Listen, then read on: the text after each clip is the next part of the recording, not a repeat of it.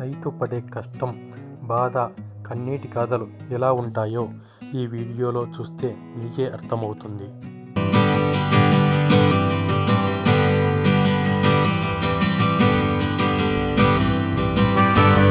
అందరికీ అన్నం అందించే రైతన్న కష్టాల పాలవుతుంటే ఆదుకునేవారే కరువయ్యారు. ఈ రైతుల కష్టం చూడండి.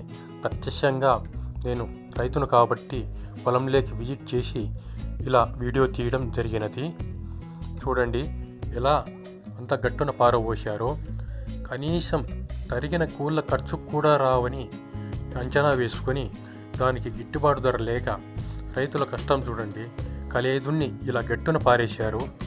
ఈ పరిస్థితి ఎవరికైనా వస్తే ఎంత బాధ అనిపిస్తుంది చూడండి. పొలం అంతా ఎలా దున్నారో ఒక్కసారి చూడండి. పొలంలోనే పంటను ఇలా దున్ని వేస్తే పెట్టిన పెట్టుబడి ఎంత వస్తుంది, కూలి ఖర్చులు ఏమి, వేసిన మందులు ఏమి, ఎంత వృధా శ్రమ, ఎంత ప్రయాసపడి ఉంటాడు. కానీ మార్కెట్లో చూస్తే ఏదో దిగుమతి చేసుకుంటామని చెప్పేసి ఉల్లి ధర రైతులు పతనమయ్యారు.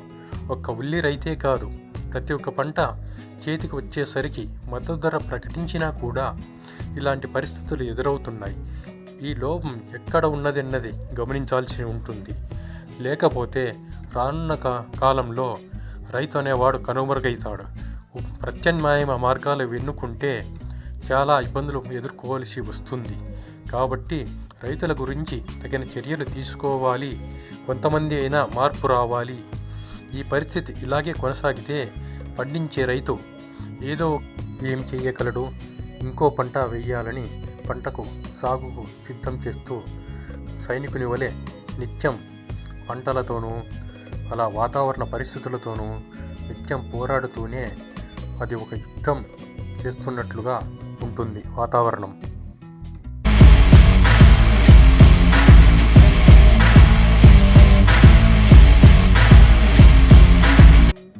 ఇంకొక రైతును విచారిస్తే హృదయ విదారకమైన గాథ. బ్యాంకుల్లో అప్పులు ఉన్నాయి, కానీ తీర్చడం ఎలాగో నా పరిస్థితి అగమ్యగోచరంగా ఉన్నది. ఇలా పరిస్థితి ఎదురైతే మరొక పంట వేయాలన్నా పెట్టుబడి ఖర్చులు ఎంత వస్తాయో ఆలోచన వేస్తూనే గుండె బరువుగా ఉన్నదని రైతులు వివరిస్తున్నారు. క్షేత్రస్థాయిలో వెళ్ళి పరిశీలిస్తే మన పాలకులు ఎక్కడ లోపం ఉన్నది అన్నీ గమనించి రైతుకు ప్రోత్సాహం అందించి కనీసం అటువంటి రైతులను ఆదుకోగలిగితే ఎంతో కొంత పెట్టుబడి సహాయం కూడా అందుతుంది. పెట్టుబడి పెట్టడానికే చేతిలో డబ్బులు లేకపోతే పరిస్థితి ఎలా ఉంటుంది? అతని కుటుంబ పోషణ, రైతు యొక్క కష్టం ఎలా ఉంటుందో మీకు ఈ వీడియోలోనే కన్నీటి గాథలతో మీకు అర్థమవుతుంది.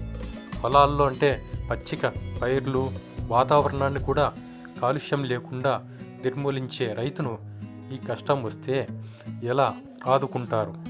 కనీసం రైతుకు సంబంధించిన వివరాలు కానీ, ఎలా ఆదుకోవాలని కానీ, ప్రత్యామ్నాయంగా ఏ విధంగా ఉపయోగపడాలి అన్నది కానీ ఎవరూ అర్థం చేసుకోరు.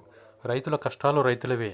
ఎంతసేపు రాజకీయాలు, ఈ మీడియా వాళ్లకు రాజకీయాలు తప్ప ఇంకొకటి ఉండవు. ఇటువంటి పరిస్థితులు ఎదురైనప్పుడు రైతుకు సహాయం చేయాలి ఏ విధంగా అని కార్పొరేట్ వాళ్ళు కూడా ఆలోచన చేయరు.